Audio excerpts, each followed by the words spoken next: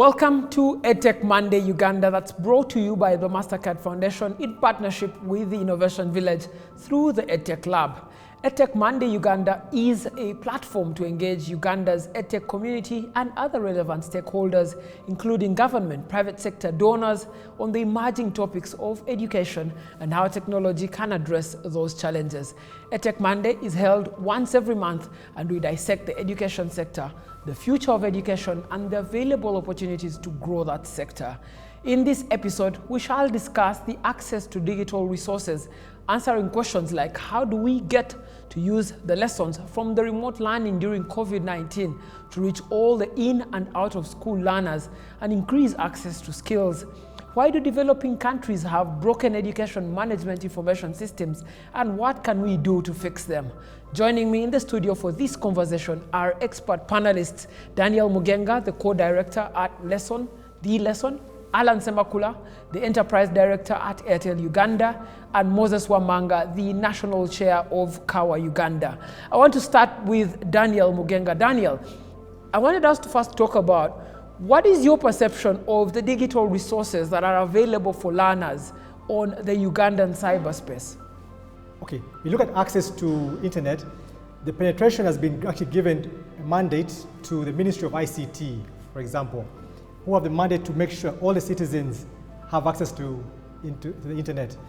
But also the Ministry of Education has a very good national ICT policy, actually, which talks about in the strategic plan, which I reviewed not too long ago. So my question is, are these two organizations or these various bodies, are they communicating? So I see that there could probably be an independence in each of them, but I believe if they collaborated, there will be much more access to digital learning resources for everybody in this country. Thank you. Thank you so much for that submission. Mr. Moses Wamanga, if we could come to you. You've been teaching in the education system for a long period of time, and now with the COVID-19 pandemic, it's presented us new challenges. What is your perception of the way education has been changed by COVID-19, particularly around the fact that it has to move towards technology? Yeah, thank you, Raymond. I think it is a period of many challenges, but it is also a period of opportunities. So it is up to the teachers, the education ministries, the leaders at every level to see really how we can take advantage of the tools which are available to ensure that there is continued learning, teaching and learning. So right now, as far as Uganda is concerned, there is a lot of content online. We have, of course, the infrastructure in place, although there are challenges, but at least we can see that all over the country, there is network signal. Go to parts of northern Uganda, go to eastern Uganda, the signal is there, and people have smartphones. Now, it is up to that kind of change of mindset to ensure that people are able to use the kind of technology they have. But the government framework is good. There is a lot of support from Uganda Communications Commission, a lot of support from National Curriculum Development Center, and even from the partners, like some of us who are on this platform and this meeting. Thank you so much. I know when you mentioned internet, Alan must have flinched a little. Alan, speak to us about the kinds of investment that you're making at Airtel Uganda to be able to accommodate learners on the internet and the capacity that they need, particularly in internet speeds and even accessibility to be able to access learning resources. Yeah, thanks. So as part of the investments that we've made at Airtel, you start with the technological infrastructure that basically delivers the internet through your device. And these are largely what you'd call base stations or sites. So we've invested in more than 2,000 sites in Uganda. And I think I can tell you we cover, in terms of connectivity over landmass, well over 90% of the landmass in Uganda. You've got 4G coverage, very, very good speeds in the remotest of areas in Uganda. I mean, even if you go to places like Karamoja, go to Kisoro, you've got internet coverage on 4G LTE fast connection to the internet today. So that's part of the investment that we've done. But we've not just stopped there. We've also laid quite a sizable distance in terms of fiber that we've laid on the ground to support this backbone infrastructure. And today we've got a lot of connectivity that we're working jointly with our industry regulator, the UCC, to provide connectivity to some of the government schools across the country. So we at Airtel are cognizant of the fact that, you know, the internet or connectivity plays a really, really major role in our lives today, especially with what's happened over the last, call it 18 months with the COVID-19 global pandemic. We're seeing, you know, internet has moved from what you'd call maybe a luxury or item of want to a necessity, an item that's actually needed to keep basics like education running.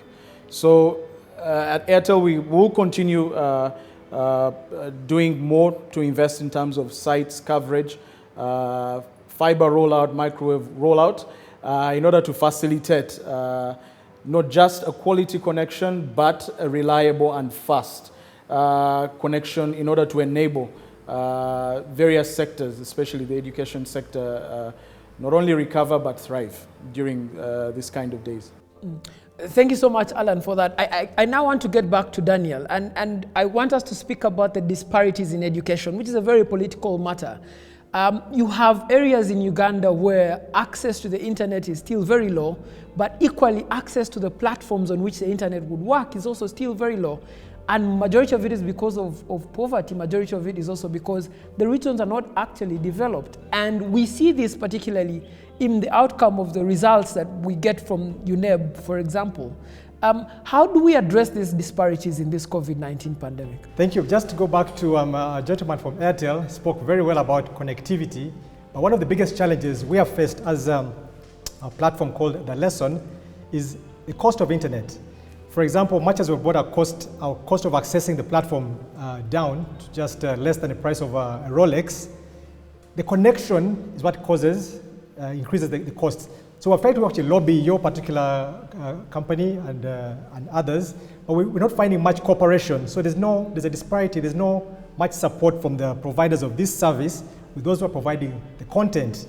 So if we can actually have a partnership, or I'm glad you're here so we can maybe continue the conversation, but connectivity, yes, but affordability is one of the challenges. Now you speak about the disparity. I believe we have very good policies in this country, but my issue would come with the implementation strategy. How? If you look at our neighbor in Kenya, the Minister of ICT in that country is the former head of Google Africa. If you look at his profile, it says technology enthusiast. Look at our neighbor in Rwanda. She's actually has a master's degree from the MIT, one of the best IT schools in the world, and the former head as well of the ICT Innovation City. And if you look at her profile, it says IT enthusiast. Now come to our country, you look at our current minister, I look at his profile, he's actually a medical doctor. And his profile says he's a specialist in public health. Now, somebody in that capacity may not understand the issues of the nitty-gritty of the IT, what organizations like mine that are trying to provide affordable access to children all over the country may not be able to understand that. How? Now, for example, Facebook, I'm not getting political here, but Facebook was shut down. But now Facebook was one of the methods we used to advertise to every country, every region of this country. For example, we noticed that we would get more students from Kampala, But what about the children in Jinja? So would geographically target more marketing in Jinja to increase the traffic there? Okay, that picks up. How about the child in Mbale? So would increase the marketing in Mbale. But now with Facebook shut down because of a small group of people who did what they did, and the whole ecosystem is now suffering, or is that we're able to geographically target now Uganda because everyone is using VPNs, and VPNs use servers all across the world. So we're able now to actually find the people, the family in Gulu who has access to a smartphone and can be able to access our platform. So I believe if we had the right the right implementation strategy, but also the supervisors of this strategy should actually be able to defend some of these policies that are disrupting, trying to disrupt the penetration or the improvement of access to internet and affordable education. For example, SOPs, through Facebook, it's you're able to conduct classes, you're able to have meetings, which is actually in line with the situation we have in our country. But unfortunately, if the people who are tasked to do that should actually be at the forefront advocating for its opening. I'm not particularly asking for its opening, but should be able to identify that as well as any other nitty-gritty things that are being missed out by the IT experts who are aware of it. So I believe maybe it needs to solve, the supervisors need to be, it has to be solved at the supervisor level to be able to reach the grassroots. We have so many districts. If each of those districts could actually be tasked to, as electricity is moving to all these particular districts or regions of this country, I believe the ICT should be following right behind so they take advantage of this new electricity.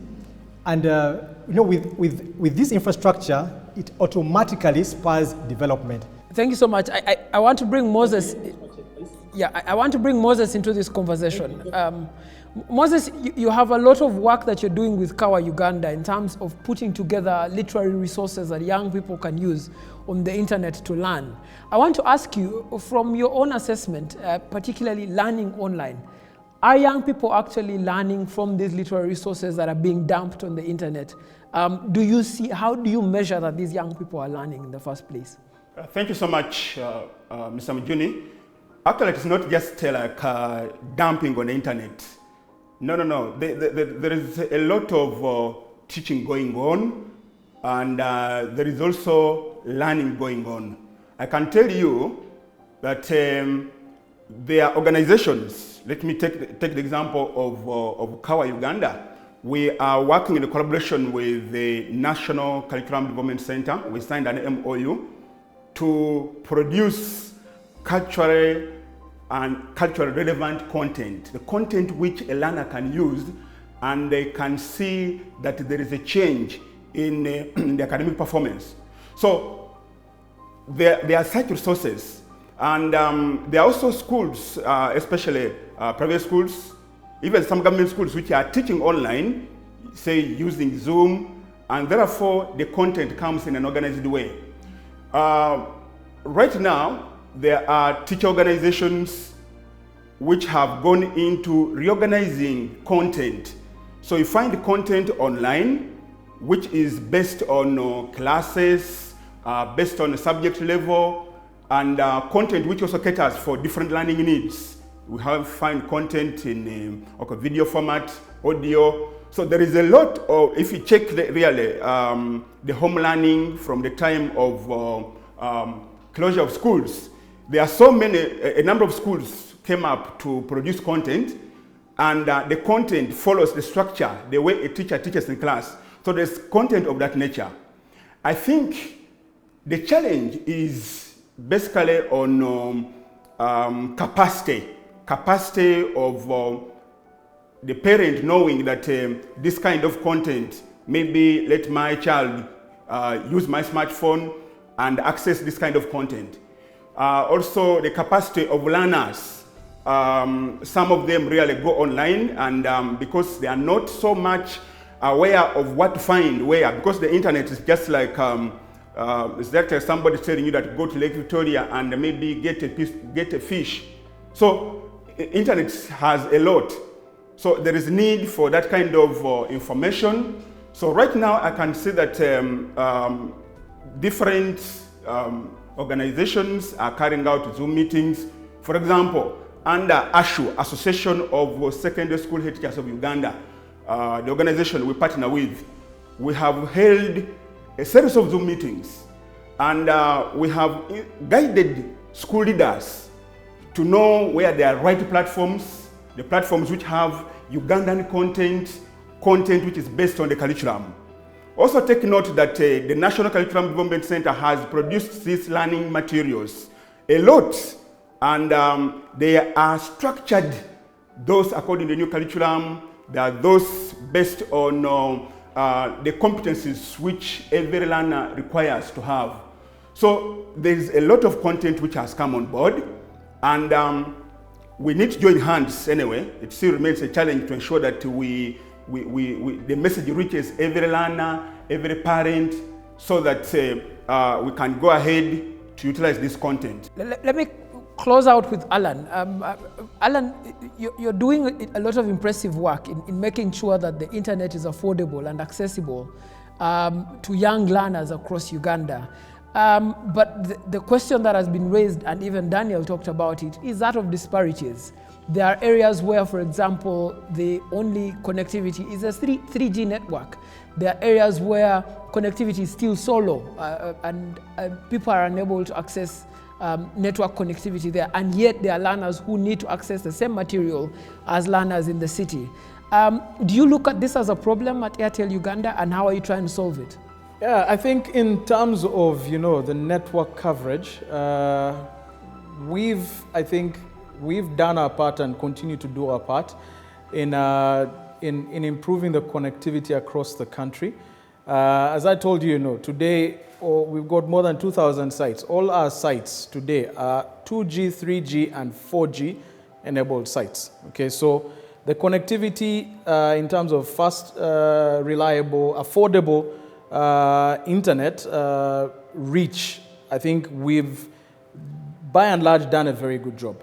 But I think there's a slightly different twist, right?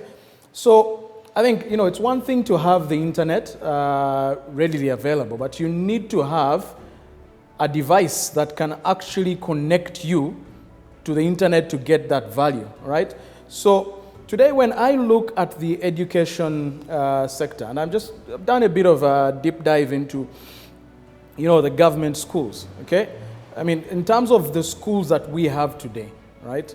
And this is across all levels, excluding the nursery schools, right? But from primary level all the way to higher institutions of learning, we have about 12,400 government institutions today, right? When you look at number of students, I would estimate it anywhere between 11 to 12 million students, the bulk of them being primary, and those are really remote, and in most cases you find,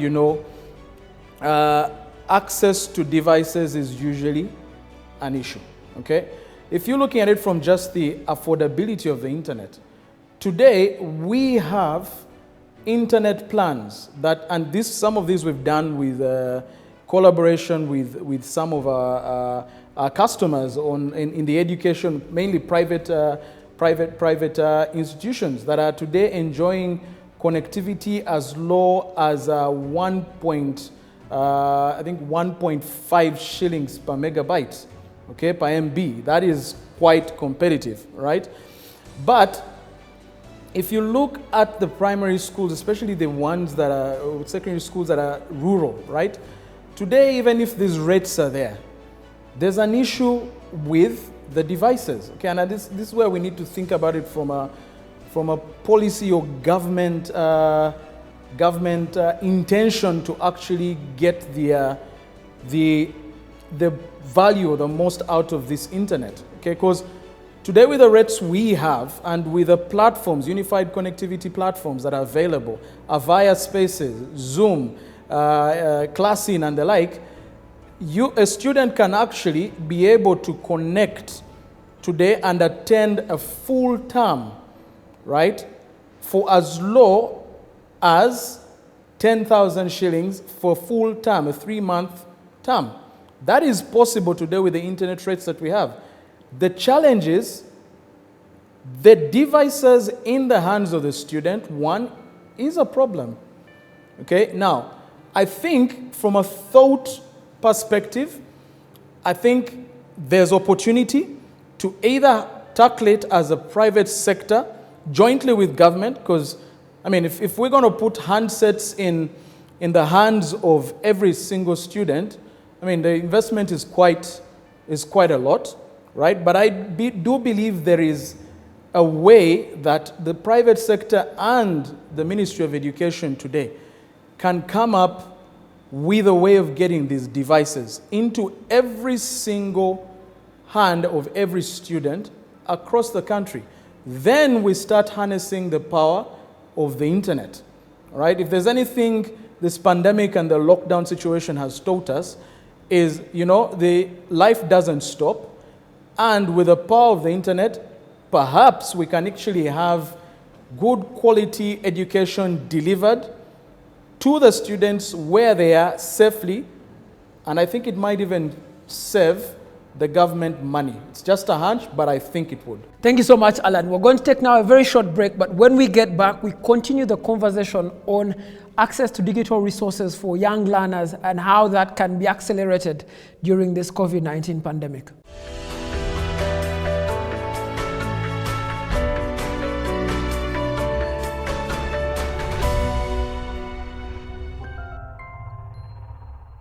Thank you so much for staying with us on EDTech Monday as we have this conversation on access to digital resources for learners and how that can be accelerated during this COVID-19 pandemic. Our panelists have been doing a great job at breaking down for us this seemingly complex subject. But now I want to start with Daniel. When we ended, Alan was talking to us about a private sector effort working with government to put handsets in the hands of young learners and making sure that those young learners do not get left behind by the disparities that could be created. You work with the private sector and you run a very good model called The Lesson. Do you think that this could be a solution? Do you think that it's a solution? And if it's a solution, how can it be executed?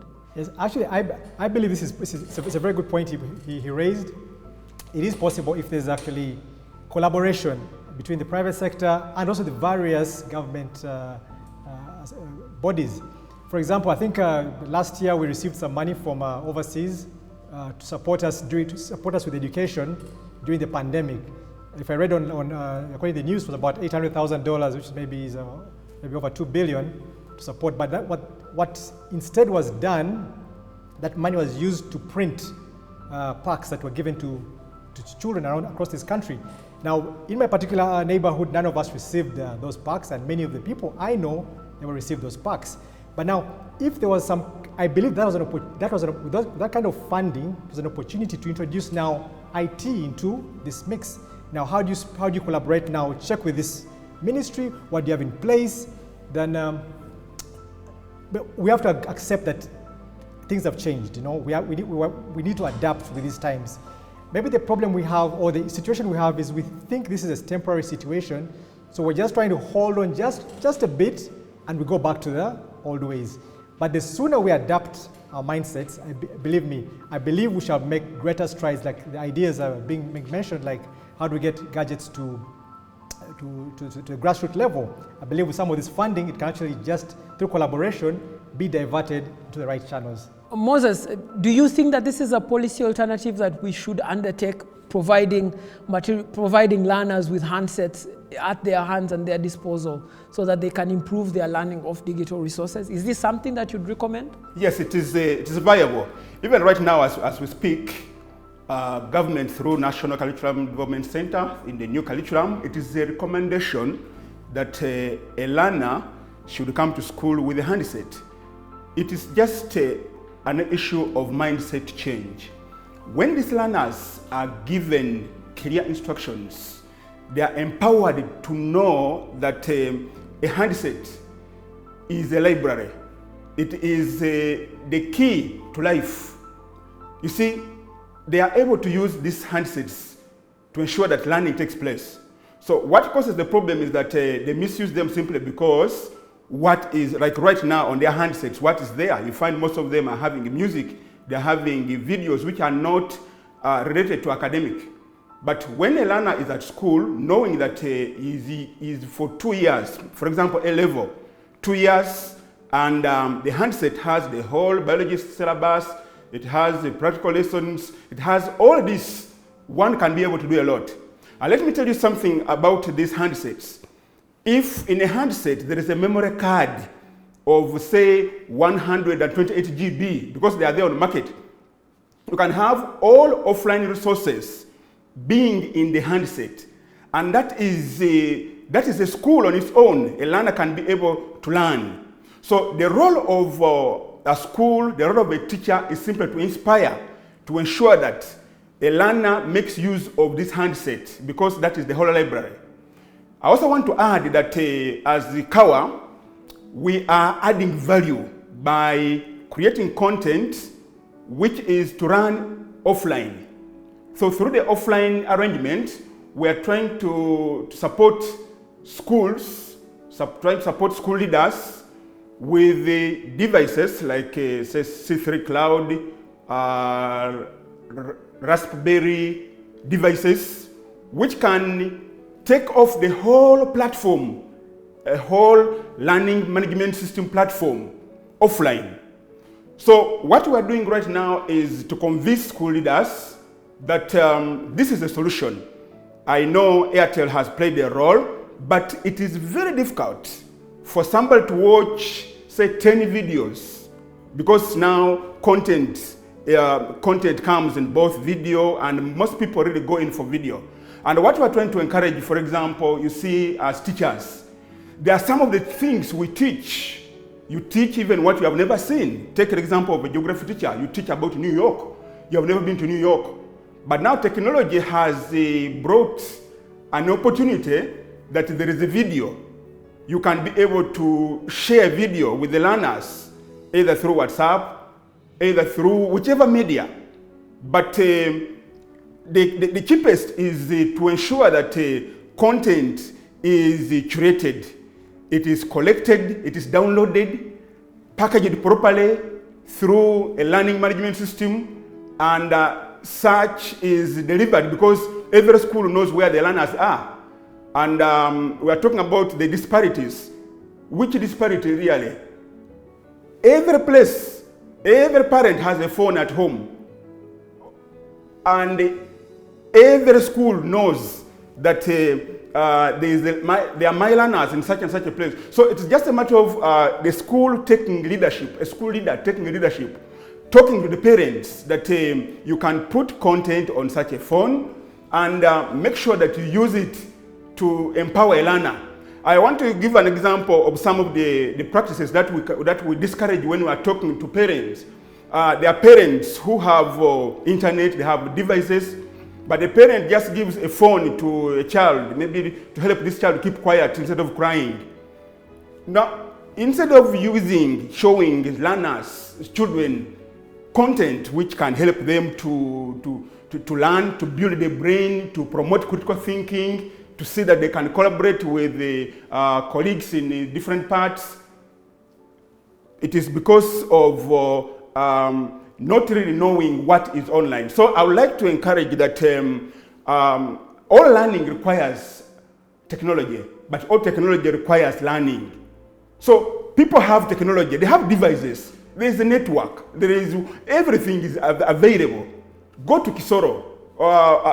Sometime back I was in Koboko, around Nyangeya SS, I was in Bududa, I was in Abim. The Airtel man who is talking here, signals everywhere. Apart from that, the TV signals are there. People have to be told that you can even have, you can even record from TV. We've seen, we have been encouraging people to go to take up all this. So some of the lessons which are being taught, there is teaching going on. One can record even using a phone. On radio stations right now, they are teaching. So it is just capacity building which is also lacking, that we would like to encourage Ministry of Education, Uganda Communications Commission, and the partners to invest in capacity building. no teacher can really transform a child if that teacher is still behaving like the way he was in the 19th century. We are talking about new normal. So new normal means training of teachers, ensuring that we behave like people who are living in 21st century. We ensuring that our learners are given really what can help them. And all that is online, but if a teacher doesn't know, I don't think we can change much. So we are trying to play our role. We call upon partners to ensure that everyone comes on board, whether it's a church talking to people, Christians, or whether it's a mosque, talk about technology. It's the way to go. All right. Thank you so much. I want Alan to have sort of a last word on this. Alan, I want to ask you a very critical question. If it were possible to get handsets to learners, are there concessions that the telecom companies are willing to make to zero rate this content so that people can access it without having to pay through the nose for data charges? Do you have options to zero rate it? Is it something that you'd consider? Yeah, just before I answer that question, I just want to just go back just a little bit to what Moses had said, just to expound on it a little bit, just to expand the possibilities, right? So today, I mean, he mentioned about, you know, the handsets that have got capacity of storing 128 GB on the phone. Yes, those capacities are there, but a lot of those handsets are smart and they're very expensive. Right now, when you look at the kind of economy that we are, a lot of the people may not be able to afford handsets that actually have that amount of capacity storage on their phones. There are options, okay? Players like Airtel have data centers today that are available for hosting of servers where content can be stored on a cache, all right? So that it's easily accessible with very fast speeds because of the latency being low because the servers are hosted locally. And then that means that, you know, anybody with any smart device, regardless of storage, at any time at a click of a button can actually access this data. This insight for me came from the fact, you know, like I love audiobooks, right? And I subscribe to an audiobook library, right? So every month I manage to go through maybe 2 books, but I don't have any of that content directly on my phone, right? It's stored somewhere, right? Where I can actually go in with the right application, go in, listen, and then pick up another and another and another, right? So for me, it's part of my learning journey. But coming back to your question today, do we have options for zero rating? So the way zero rating works, you know, it's, let's assume I have access to a zero rated service. Let's call it like what we know today is toll-free voice. If I'm calling a utility company, there's a toll-free line, right? I call and I do not get charged. However, the utility company does pick up that particular bill at a very subsidized rate on behalf of the person making the toll-free call. At Airtel, we have this kind of product for the internet, okay? Where, and this has enabled some of our partners, right? Some universities, some secondary schools. Today we've got a few private primary schools that have actually started in the school curriculum on a zero build or reverse build model, where the student or the pupil doesn't have to have data on their line, okay? And the way it works, you know, is the school basically gets into an agreement with Airtel. We provide them with a particular plan. We get all the numbers of all the students. We whitelist the websites or domains or URLs that are required for learning, all right? And then pass on the bill to the school at a very discounted rate. That is today available, and it's something, I mean, from a thought process, would be very powerful if we did this with the Ministry of Education. All right, we're living in a digital era. I mean, a lot of our children, I think, are going to be a lot more tech savvy than ourselves. All right, all we need to do is empower them, put a device into their hands. Right, Airtel, all the other players come up with technology such as the one we have today to reverse bill these students, and then they can safely navigate the internet for that content at no charge. So a quick answer to your question, yes. Today at Airtel, we do have a zero-rated product that is ideal for the education sector, especially during this time.